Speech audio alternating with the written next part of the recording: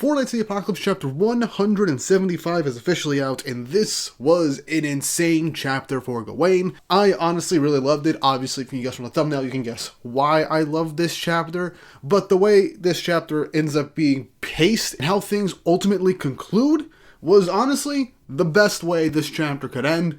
It highlights Gawain's strength, and highlights her intelligence, and also just highlights how just insanely outclassed her opponent actually was. And man, did I have a huge smile on my face while reading this chapter.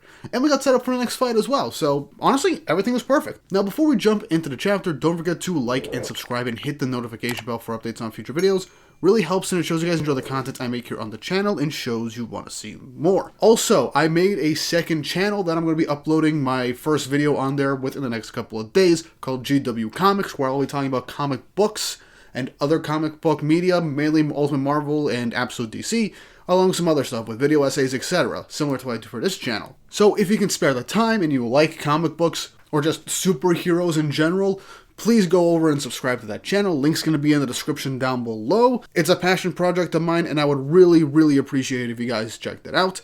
And also, while you're at it, go and check out my manga podcast, Shonen Pulse, over on the Panel Focus YouTube channel. Link in the description below, where me, Yatogami, and Nox end up talking about a bunch of different manga from different magazines. We talk about 9 different mangas, so if you want to find a new series that you want to jumpstart and see us discuss, or if there's a manga there that you guys are already reading weekly that you want to see our thoughts in depth on, go and check that out. Link is also in the description. Now, with all that out of the way, let's jump right into the video. Chapter 175 of Four Knights of the Apocalypse, titled Dispatching a Sorcerer. But the cover image is just the 3 purgatory beasts that Turret ended up summoning at the end of the previous chapter. You know, after Gawain made short work of the invisible purgatory beast that he used to cheat and take out On with such a cowardly and shitty move. Anyway, the chapter begins directly from last week with Gawain facing off against these 3 beings as the announcer says that Turret ends up summoning these different creatures. And so Turret plays his flute in order to make his creatures attack Gawain. And in the subsequent pages, we end up seeing Gawain dodging an attack from the grasshopper beast, avoid a tornado of attacks and flurry of attacks from the monkey creature with a multitude of different arms as she twists and swerves around it, and ends up avoiding a bunch of, I presume, fluid or acid-based attacks from the giant technical monster mollusk thing, and as she lands on the ground, she is obviously annoyed by this, as the announcer thinks Gawain's barely holding in there, while Team Percival are just saying that this is such a cowardly move and are worried for Gawain. We then cut to Balin as he's having a conversation with Hauser, saying that they'd best stop the fight before she gets killed. But Hauser says that's probably not a good idea. She'd scream bloody murder if you interrupted her fight. As Balin asks if Hauser knows her, and Hauser says, I'm kind of her guardian somewhat, which I guess not wrong, but also, I guess at least in this instance he's overseeing the 4 knights since he is the senior of the group. But Balin goes on to say the situation as he sees it, that she's facing 3 huge monsters in a tiny arena, and all with immense power and speed. For a sorcerer who needs time to cast spells, the lack of distance will definitely be lethal. Now, this is honestly a really good summation of the situation from an outsider's perspective, because from what we've seen, if you were someone that didn't know Gawain in her power set, she is a sorcerer. She can cast spells, and as we all know, she has to cast for all of her spells. Now, we all know that if this was Merlin in this instance, chances are half the spells that she would do without an incantation. Or she'd have spells constantly active around her to protect her from all these types of things because of her infinity magic. But yeah, if you're a sorcerer and somebody that uses magic that needs incantations, if you're constantly being attacked from almost every direction in such a small arena, and unable to avoid it by flying too high in the sky, it is going to be incredibly annoying and you probably won't be able to really do anything until you're caught off guard from exhaustion. But Hauser just smiles and says, that's true, if she were a normal sorcerer. Now Turret has this shit-eating grin that I would love to see punched. Nakaba's doing a really good job of making this guy like absolutely hateable, as he's boasting, saying that floating around isn't going to help her at all, asking her what happened to all the bravado that she had earlier. Now Gawain floating there just says, look, I'm a much kinder person than you may think. I'm not here to torture innocent creatures. That aside, the one that hurt On is an exception, which I get. And Turret is just laughing his ass off saying, oh, you're making excuses now? That's your excuse. Is that really just not you begging for your life? This is such the most pathetic sight to see. As we get a 2-page spread with panels showcasing Gawain bulking up, and man, this one image on the side with just Gawain just staring down in her buff form finally, and man, does this look cool. Here's the thing, I noticed some post-time skip.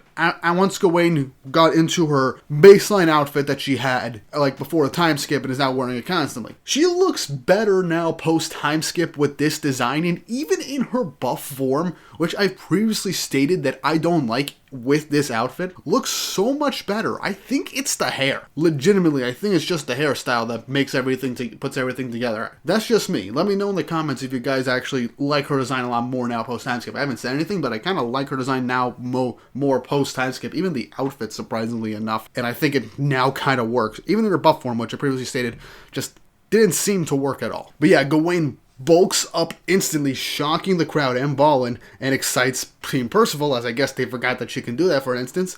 And in an awesome 2-page spread with just a few panels, no dialogue, Gawain lunges forward past all of the creatures right in front of Turret, and in 2 panels right next to each other, there's a shocked look on Turret, and in the next, his face is caved in by a massive fist. As in another 2-page spread, we see Gawain has just finished landing her massive punch, and Turret is flung across the arena, out of bounds, into the wall, and this shocks the entirety of the crowd as Gawain just essentially won. And man, that whole divide that she created in the stadium is just insane. I got Dark Tournament vibes from that instance. I wonder if anybody actually got killed or brutally injured in that. That just with that imagery of the arena, it kind of reminded me of, the Dark Tournament from Yu Yu Hakusho where nobody cared what the heck happened to the crowd and it was just sheer carnage all the time. Let me know I'm not the only one that's actually watched Yu Yu Hakusho, please. But after seeing the scene after Gawain lands the punch, she says, "Crush the sorcerer and all his spells vanish. Simple common sense, aka Turret. You kidded yourself with your monster's strength, but that was never your power." And man, this last image of Turret just crushed into the wall, bleeding, his face caved in. It is oh so satisfying.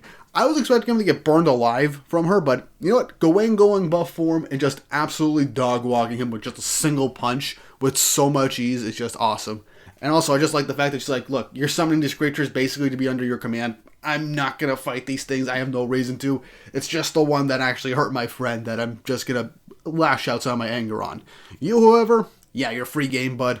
Goodbye. But man, 3 2-page spreads. Yes, they're broken up by panels, but all of which with no dialogue, focusing on Gawain's transformation and just the sheer intensity of that one singular punch. That was beautiful. And we get a full page showcasing Gawain's buff form now, saying, "Of all the pathetic, shameless, and unbearable sights to see," staring down confidently at Turret. As she says, "I rock," as she walks off the arena with her finger in the air, showcasing her victory, as she has officially won the first fight of Block B. And I just love how Percival's like, man, she's good. And Donnie all the way in the background was like, right, I forgot she's one of the scariest people I know. And I like how Nazian's like, yeah, I knew she was good, but wow, that was really, really good. And as she's walking off the arena, she basically tells Donnie to go grab Turret for her. I have a feeling she's going to interrogate him for like information and also maybe private torture for what he did to Han, probably. That sounds like something Gawain would end up doing. Also, side thing, I just like how she's making Donnie do this. I just find it hilarious. He's kind of like the carrier mule of the group now that Gawain's here. I find that funny. But then Balin says, "You make my heart race, young lady. I look forward to taking you on," as he walks past Gawain, as Balin enters the arena, and it is 100% confirmed that he was the one that won the previous Gladiator Festival, which I think we all kind of assumed from this. It was just a little unclear and a bit left up for interpretation based on how Beltrup was saying this chapters ago. And it even goes on to say that it was actually the previous tournament, it was Balin and Gareth in the final rounds, and Balin basically beat him before Gareth could actually do anything at all. And then he went on a training journey. He didn't leave the cauldron or get any wishes. He just went on a training journey in the cauldron, I guess, which is crazy to think about. Even after hearing how strong Balin is from the crowd, all Edlin does is smirk a little bit. As he says, "Balin, boring, whatever his name. He's losing in round 1. My master is going to fight him, the captain of Leonis's holy knights."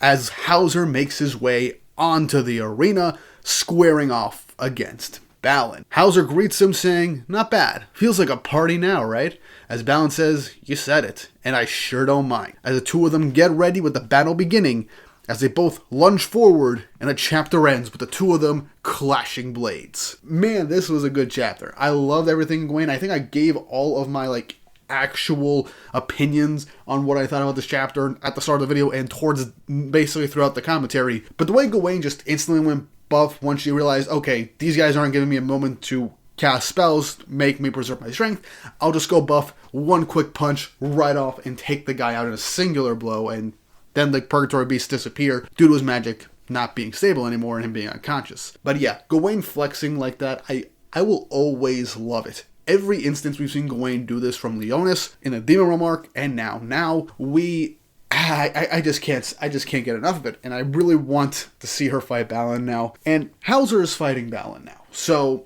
my guess is this fight is going to last one, maybe 2 chapters if Nakaba really wants to give Hauser a showcase to shine in a fight against a really powerful opponent, because we only really saw Hauser fight, a mob of randos in the preliminaries and previously an ancient dragon. So I feel like since it's been a while since Hauser was drawn with a proper fight, Nakaba will probably give him an actual good fight before he ends up losing to Balin, most likely, because I feel like that's definitely the case to go for, and then he'll fight Gawain. If Balin loses, that'd be a real plot twist, but based on all the setup, Gawain's fighting Balin, and that'll definitely be a fight to test her, and I cannot wait to see that, and I can't wait to see Hauser's fight, because I honestly really want to see Hauser fight now in an actual fight, and not against an ancient dragon or a bunch of randos in a crowd. But yeah, what did you guys think of this chapter? Leave your thoughts and opinions in the comment section down below. And if you haven't already, like and subscribe and hit the notification bell for updates on future videos. Really helps, and it shows you guys enjoy the content I make here on the channel and shows you want to see more. This chapter just made me really realize how much I missed buff Gawain. Does she technically qualify as Muscle Mommy now?